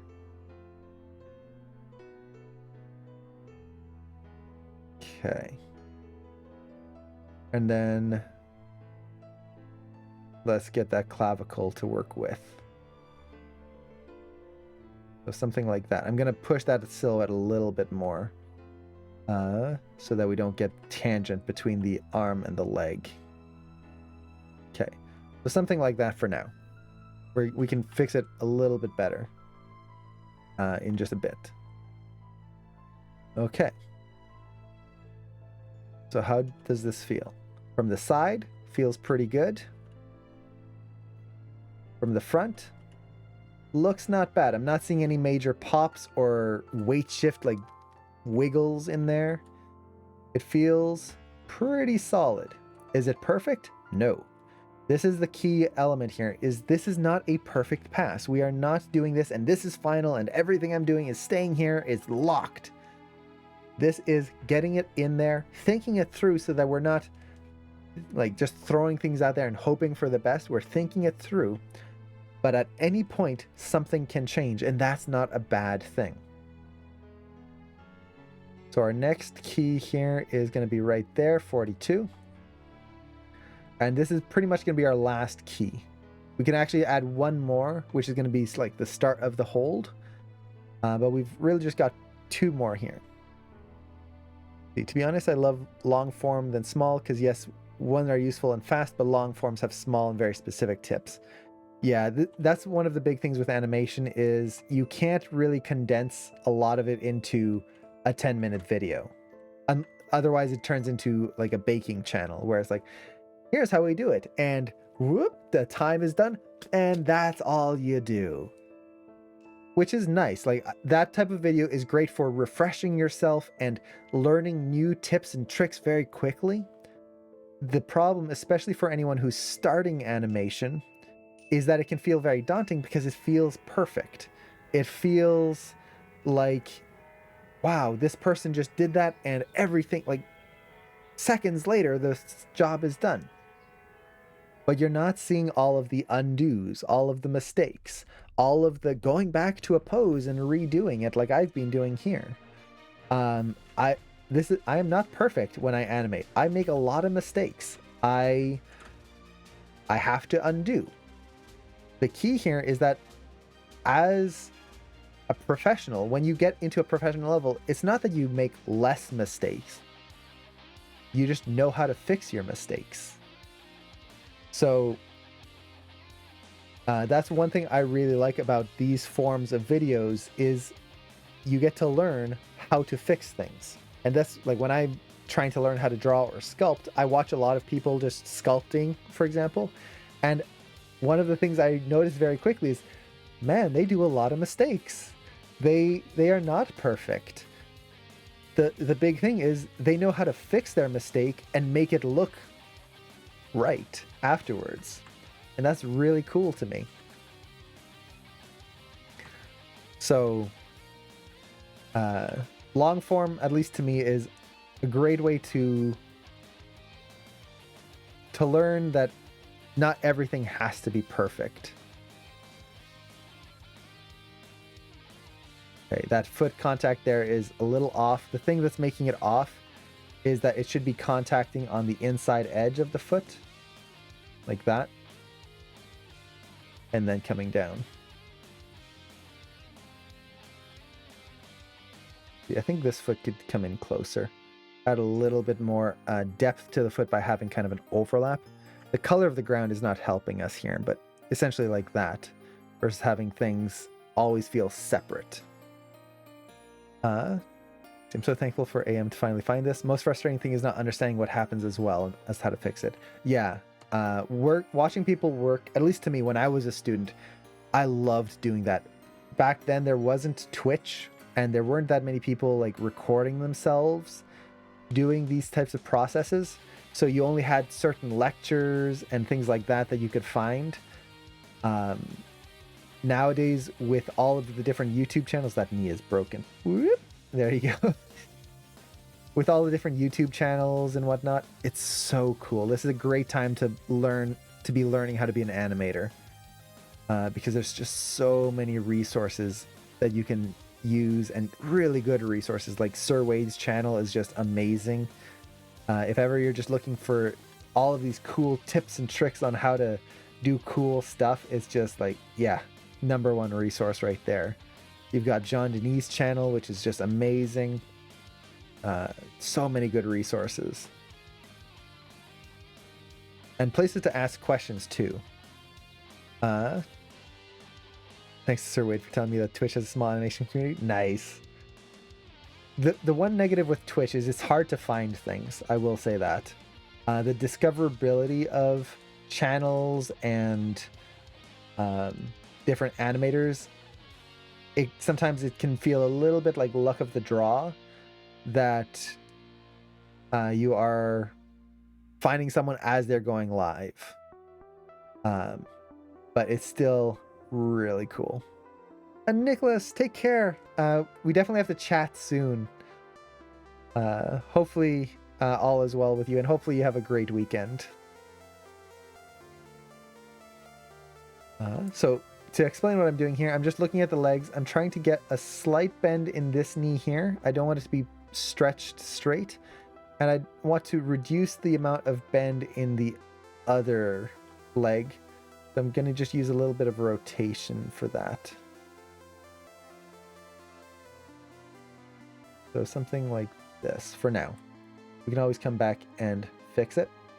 Now the body, if you look at the reference here, body is leaning back. You get a nice clean curve there. So this is a reversal. We have a C curve and we're going into a reverse C curve right there. So what does that mean? Well, the body angles back a little bit like this, which means that the hips will typically angle forwards a little bit as well. Although in this case, based on the angle of the body, I think I could lean it back just a bit. Now, this is a concept that can be very tricky to kind of think of when you're first learning animation, which is the contrapposto of the body. A lot of people feel like it has to be opposite. So essentially, you have one side that goes up here, one side that goes down. So you start from there, go up, and then down, like that. That is not the case. And I can prove this just by rotating this canvas here. Now you can see that from this point, it goes up, and from this point, it goes up. Both of these are going up, but it is still the same angle. It's still contrapposto. You've got that nice squash and stretch there. So you just have to be careful. It's not always as plain as we think it is. Sometimes what looks like it's just one simple form is still contrapposto. Let's see. So from there, I want a slight lean back of this leg. That way we get that feeling of him pushing forward as we go.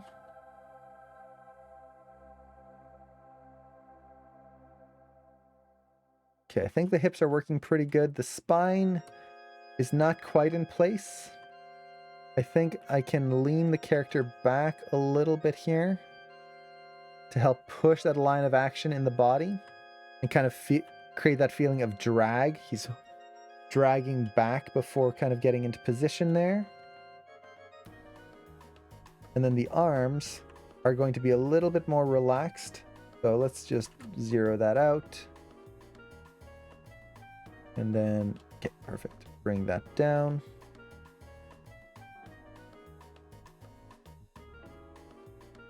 And let's straighten the elbow a little bit. Okay. Then bring the clavicles back, kind of relax him a little bit. That arm is a little too far out, so let's bring it in. Rotate the elbow so the hands come in just a little bit. I think the hand can also come in just a little bit there. And then the other arm, same thing. So you'll notice a lot of times what I do is I will get the arm in position first, and then I'll work on the clavicle afterwards. The reason for that is the clavicle, like we've talked about, is sympathetic. So if I try to move the clavicle first, sometimes I'll just have to go back and redo it. Instead, if I just get the arm in position, I can then match the clavicle to the arm, and then I'm done. So it's just kind of trying to save myself some work.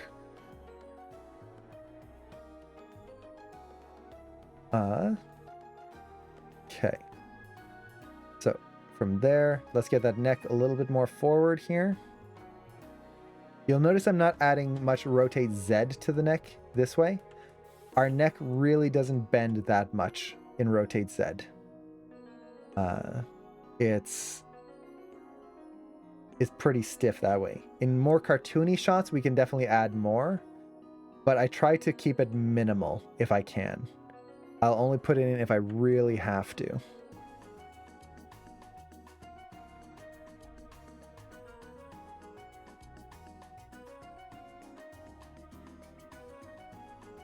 Okay, so we get that, comes through, stands up.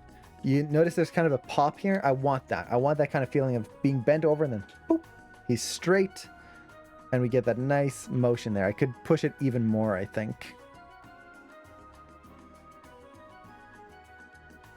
And there's another thing I could try, which is to have the back. I'm just going to do this super quick here. This is something I'll try later on. I'm not going to worry about it now. But instead of having the back bend kind of in that curve, I could bend the character this way. a little bit. So he kind of leads into that position there a little bit more. It's essentially letting the chest lead into that curve. I could try that. Honestly, I think this is going to work better just because it's a little bit more of a dynamic change in the line of action. Now, my last key here is going to be somewhere along like 49-ish. And essentially that's just going to be the start of the moving hold. Actually, let's put it on 50 for now. Just nice round even number. And this is going to be the last key, and then the rest is just going to be a hold right to the end. So right here, this is where your reference really comes in handy, because I can just do this and I can see all the little changes that are happening. We see the toes flattening. So on this foot, the foot is flattening on the ground. So I'm going to use my toe tap right there. Bring it down. What else is happening? There's a kind of little shift in the heel. These are all things you could add in. You don't have to. So I can add a little toe twist right there. So we get that kind of little slide in with the foot. The other foot flattens out and then kind of comes back up slightly. So the toe tap will come up a little bit. And even just a tiny little foot roll there. So we can start building in these little motions in the limbs. That's what I love about having reference in your viewport. You can find these little details. You don't always have to add them, but they are very nice if you can. Now, the hips here go forward and up. So slide it forward, slide it up. I love this song. And it goes forward to when this leg has a slight lean to it. I'm going to exaggerate this a little bit here. I want him to feel like he goes up and then kind of eases to a stop there. Okay. The other leg, you can see how it's straightening here. Essentially what I can do is just lean the character a little bit more. And actually, wait a second. This foot roll should be down. There we go.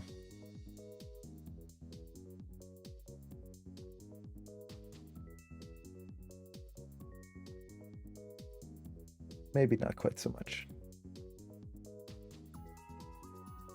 So I want that leg to straighten but not pop. So something like that. The body. This is where we go back to our exploration pose. Do I want the body to be more heroic, where the chest is leaning forward? Do I want the hips to be leaning forward a little bit more?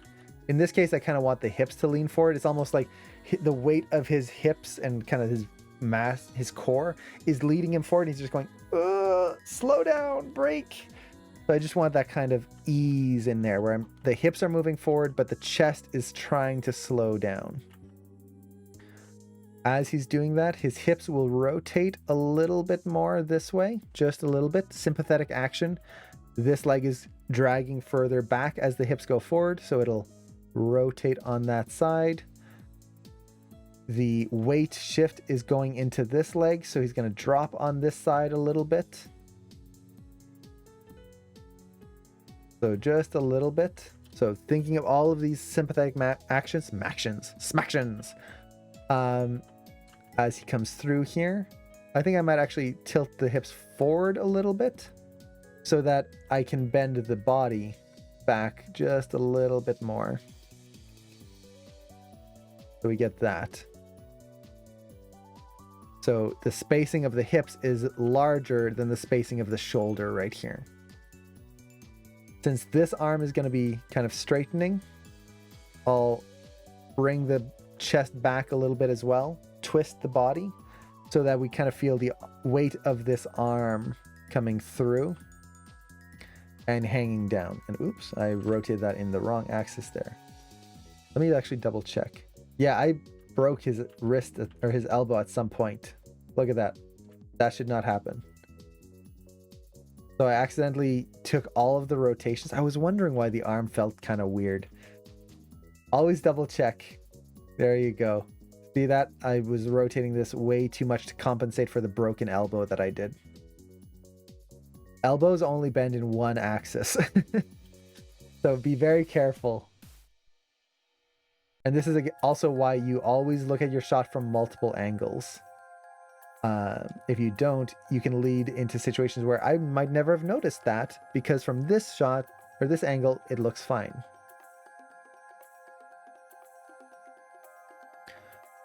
Mute those other channels. Yeah, if you're afraid of accidentally animating something like on these other channels, you can right click and mute them. So just hit mute selected. That will make it so that you can't animate on those. I personally don't usually mute channels because there will be times when I might want to push that to help exaggerate a pose or just make it more graphical. But especially when you're first starting out and you really want to make sure you're not hitting channels you shouldn't, that can be very useful.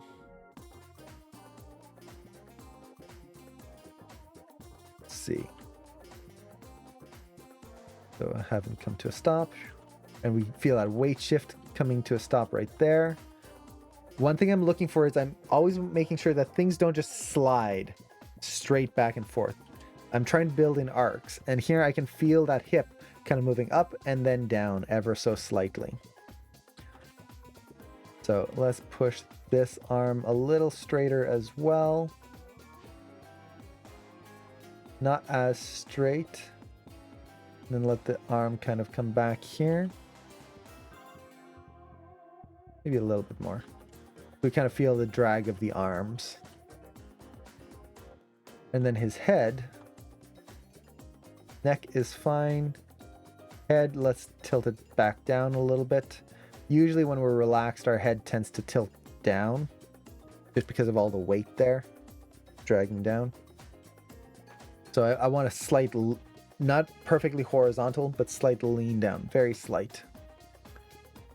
Clavicles aren't really going to move too much here because the arms really haven't done much, but I can relax them a little bit more. And now we have this.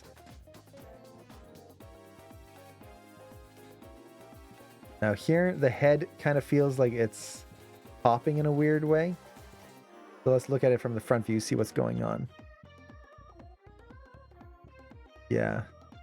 It feels like there's a little weird extra rotation that's happening right through here. I think I can keep it a little straighter. There we go. Something a little bit more like that. Okay. So this is our first pass. Now you'll see that we followed the reference pretty closely. We're still trying to exaggerate things. So for example, here, we pushed that straight of the pose quite a bit more. I think we could even push the angle even more here. So have the character really lean forward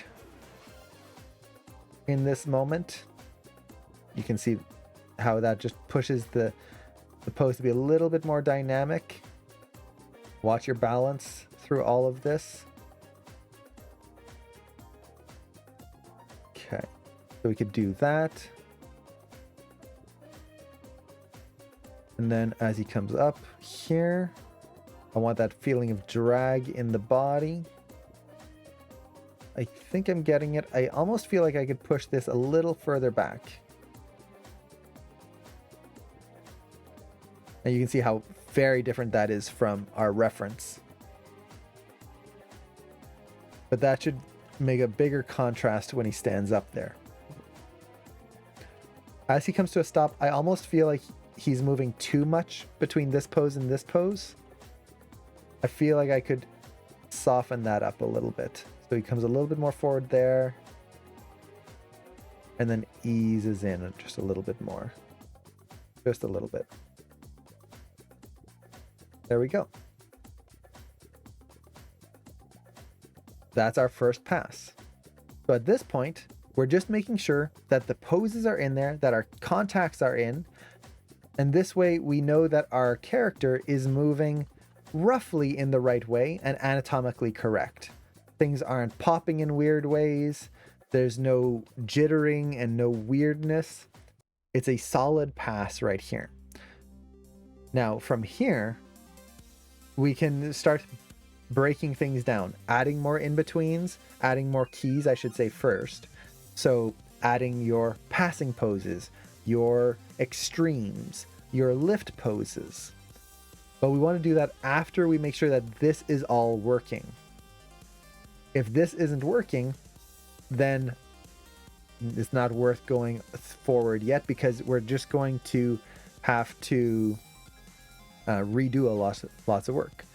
Why does he overshoot forward? Essentially, he's coming to a stop and all of his momentum is still carrying him forward. So it's like if I try to move my arm very quickly, let's do this, move my arm very quickly and then just kind of let it relax.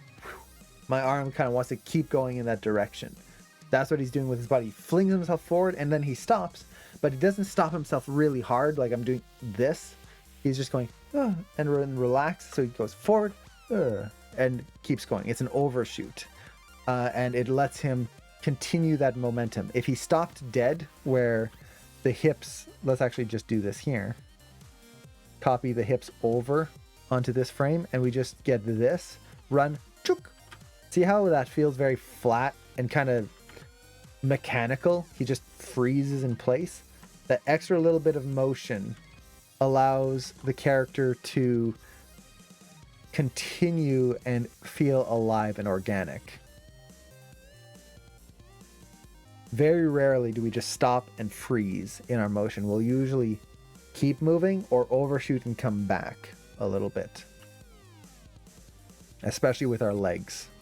Just the way the mechanics work with our legs. Think of it like pole vaulting. You can see it at the beginning here.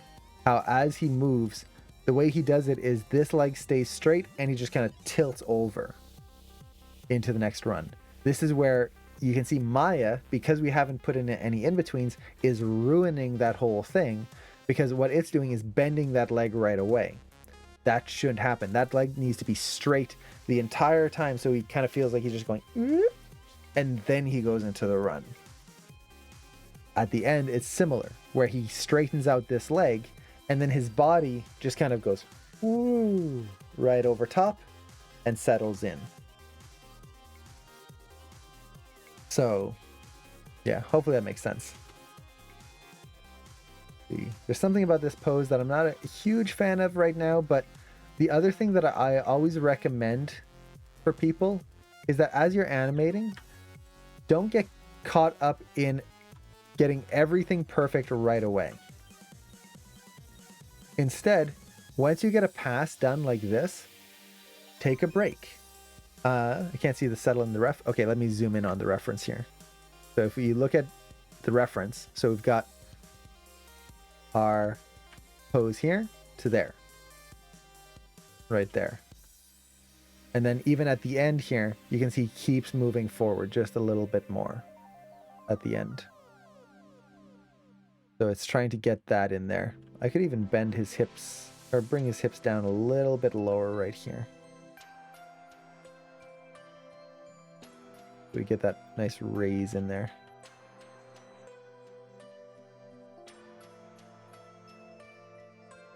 Okay.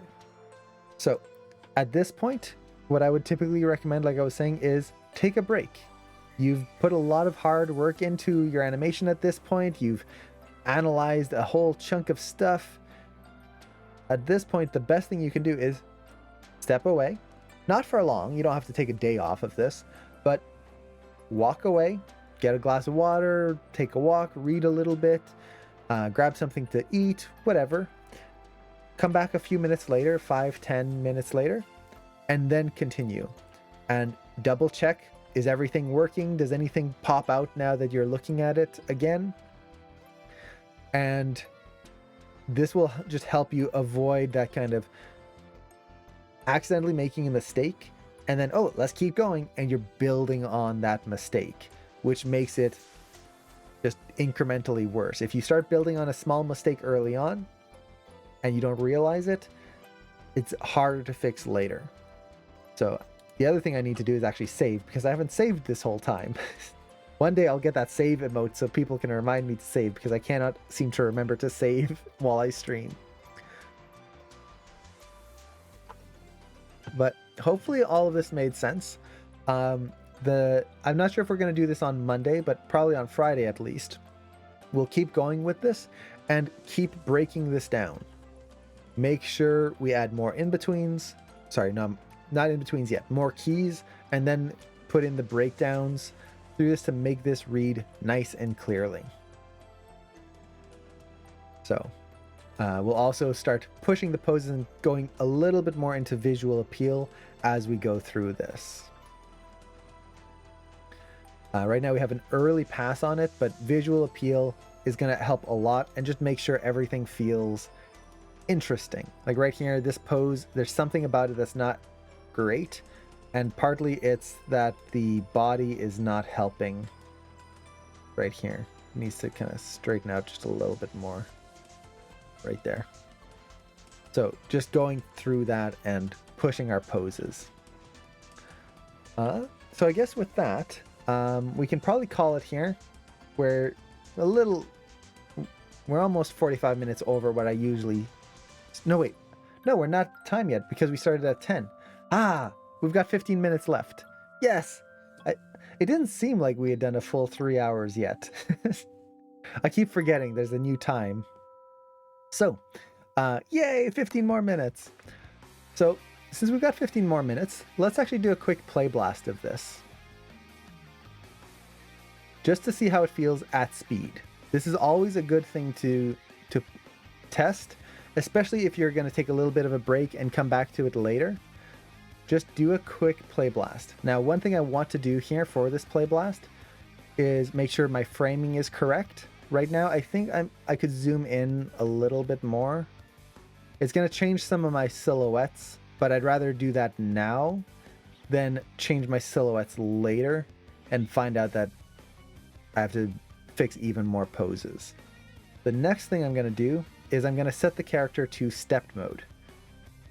Now, ideally, what would be nice is in Maya, you just right click on the timeline and you go enable stepped preview, and that should make it so that the character is now in step mode the whole time, which is nice. But you'll notice it also gives him a beer belly. Enable step preview for most of the rigs I've ever tried this on breaks the rig in some way.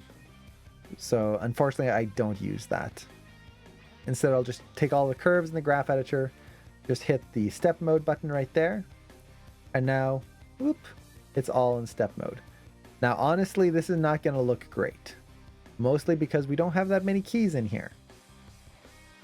So let's make sure I have this set correctly, and we're going to call this, what do we call this? Let's call this our run. We'll just call it run B001. 01. And then I always like to, if I remember to do it, add a descriptor. So this is our contact keys. That way I know what version this play blast is, and I can always find it easily. I don't usually do that because I forget. So it's play blasting. Let it go through, and then we'll see what we get.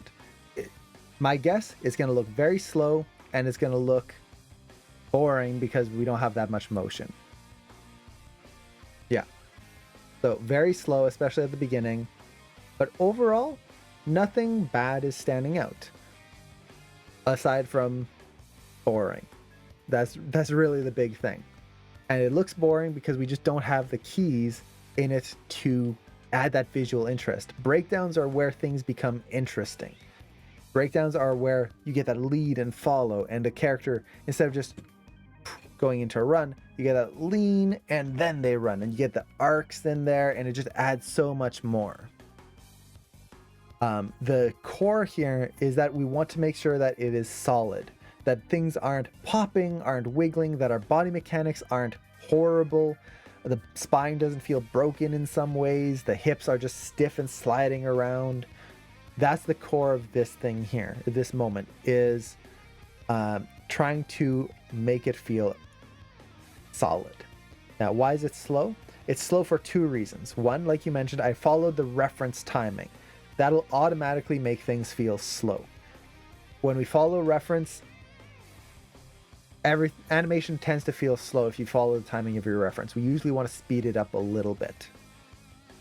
And we've talked about this a lot in previous streams. Essentially, it's because the visual detail in your reference is much higher, so our brains are more active when we watch it. When we go to animation, because everything tends to be simpler, color-wise, fabric-wise, there's no hair, simulation, all of that, our brains get bored. So we need to speed things up to keep our brain entertained.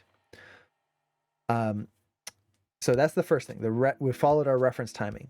The other one is because we're still in step mode and we have so few keys in certain areas, especially at the beginning, it makes the shot feel kind of slow because nothing's happening in this whole first section for the first half a second, essentially, whereas something should be happening there. So it can make certain parts feel slower, others actually feel faster. It's the kind of curse of step mode.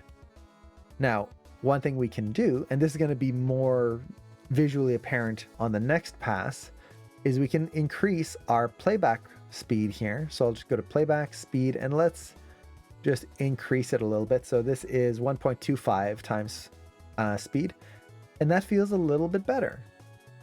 So usually you will want to speed up your your animation a little bit before you do the final version. And ideally you want to do that sooner rather than later. For us, we're probably going to do that at the end of the next stage where we start adding a few more keys. That'll give us a better idea of how fast certain sections should be. We don't have quite enough visual information now to properly time things out. So like this is 1.5 times, and even that, it doesn't feel too bad. Now, if we go back to normal speed, it's slow. Kind of feels boring. So we definitely want to speed things up at some point. I could do it now, but I'd rather do it when I have a little bit more of the core motions and kind of sections of the shot in place. The lean, the run and the up and down of the run, as well as the ease to a stop a little bit more. It'll give us kind of a better guidepost to properly speed this up. Now, you could also just speed up your reference right from the start. So do I have my reference on my desktop here? So let's find the 24 frame per second version. So here's my reference, and I could try to speed this up like so, and kind of get the speed from that. The problem with speeding up your reference just like this is you usually don't want to speed up your whole reference as a whole. You want to speed up certain sections of it. So it's better to speed this up in Maya versus just in a video player like this. And you can do that. It really just depends on what you're trying to study. Since we are trying to do a body mechanics test to understand the body mechanics first, I want to keep the reference as is, so I'm not accidentally breaking something in my body mechanics by speeding it up or slowing it down too much. If I was to do a final animation, like just going straight into final here and like, just animating as I was doing a production, I would have sped up the reference and retimed the reference first. That way I'm not doing extra work later. Hopefully that makes sense. Now, how many save file versions do you normally have by the end of a polished scene? It really depends on the project. I try not to version up too often. The projects that I work on, we have a pipeline which actually versions things up, so it saves a backup, so I can just use one file and still have previous iterations in there. So that's really nice. But usually I'll have like at least a stepped version, a spline version, and by stepped, my steps I animate in splines, but I still consider it a stepped, like first pass blocking. So blocking, blocking plus, spline, refining, and polishing. So usually 5 versions. Let's see, can I go over the translate X of the hips? Definitely. So the translate X of the hips, essentially what I'm thinking of is balance. The hips are trying to balance over top of the feet.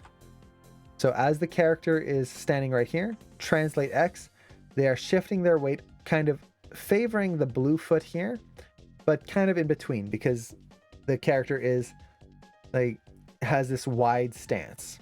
Usually when you have a wide stance, you tend to favor one side more than the other. Now, as they take a step here, what's happening is, if you imagine the breakdowns, the blue foot is going to raise up in the air and then reach forward.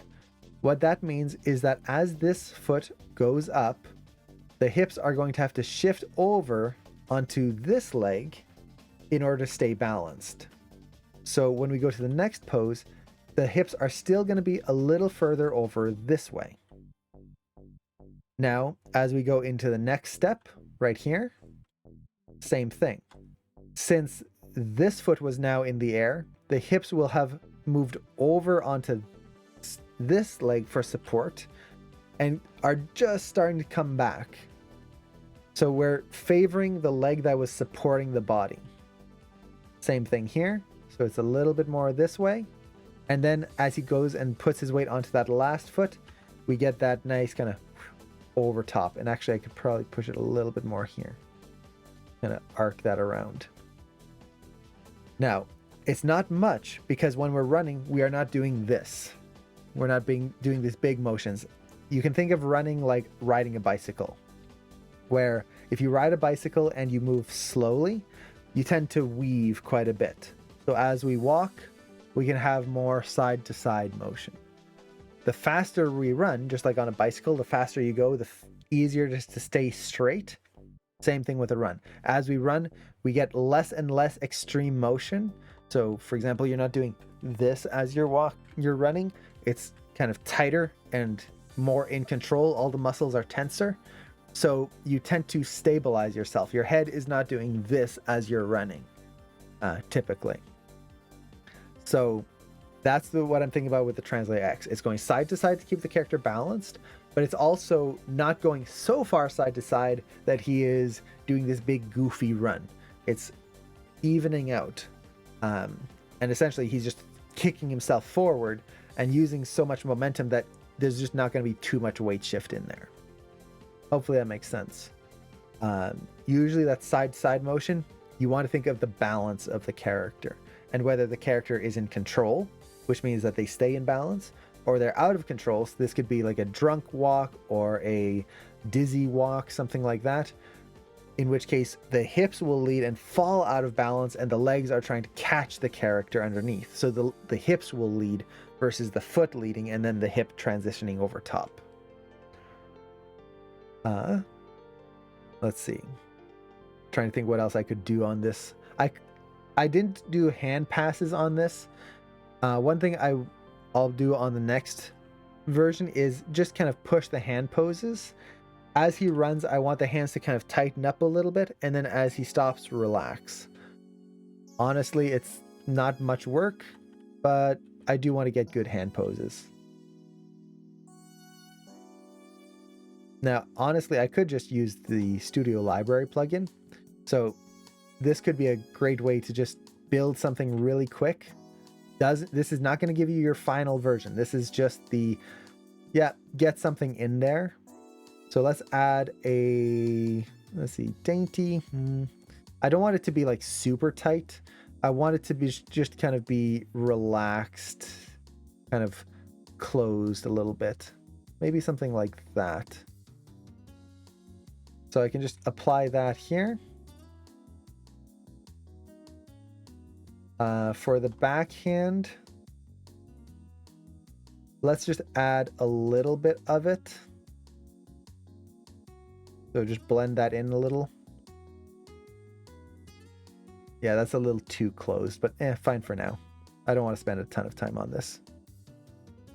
And then from here, I can now go forward, and on this pose, let's get that hand back in place. So hands, and what did I do?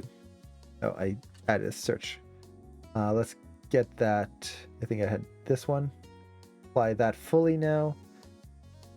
Yeah, I'm not a fan of that hand pose. Is there a better one?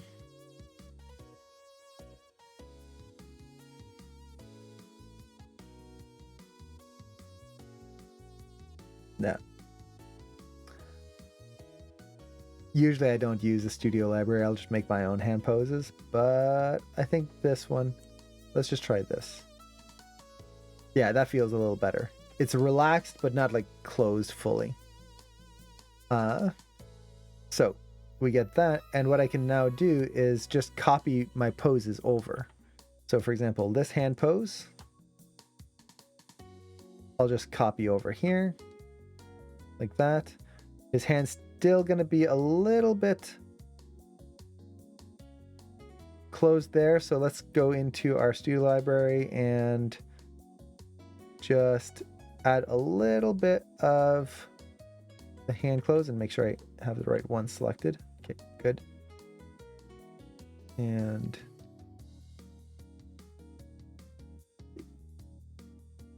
take all of that.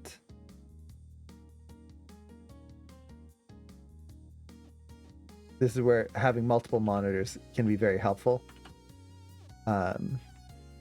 Where I would usually put this on my other monitor. So I want those fingers to start opening up here, and then they go into that relaxed pose there. And this one, let's just copy over that previous pose right there. And then it's into the relaxed. There we go.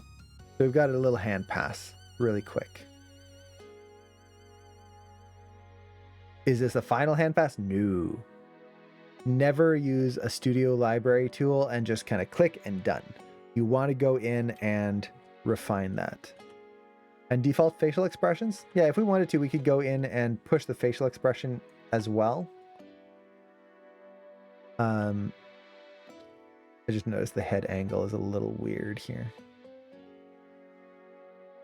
It feels like he was looking in kind of a weird direction there. I want to turn him so he's kind of a little bit more towards the audience.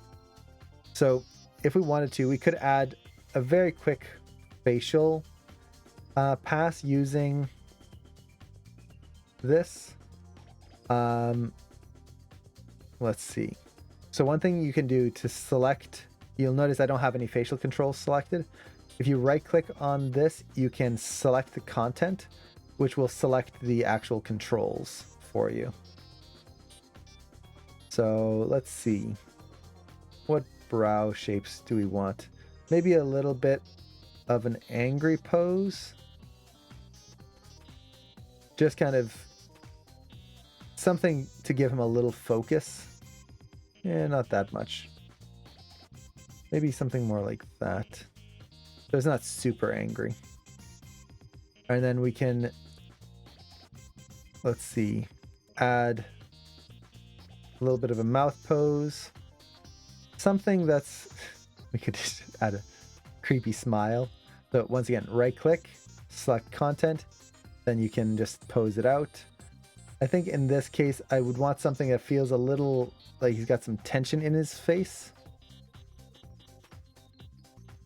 Give him a reason to start running. So something like that. Maybe even just this.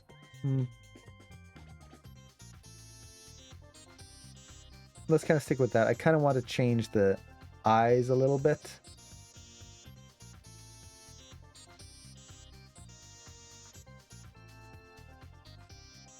Which one?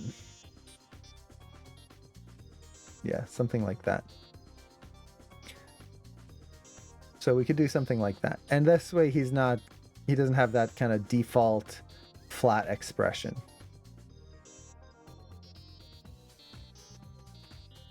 Honestly though, I would just change this to something personal to the shot and not just random. For me, facial expressions I would want to think of who this character is. Why are they doing what they're doing? Why are they rushing forward? Even for a small shot like this, where it's just very basic, what's the story behind this? Is it just a training exercise? Has he, like, he's literally just in the gym and he's rushing forward, stopping, rushing forward, stopping? Well, he's going to be a little tired. Maybe it's been doing this for a few hours. Is it just a character that sees something that he likes and he rushes forward to meet it? Or maybe he sees someone he hasn't seen in a while. It's like, oh, rush forward and stop in front of them. Put a little bit of a story in there versus just facial expression. And it doesn't really have to make too much sense in what they're doing because it's just a mechanics test, but it does help to add more personality and a character to this.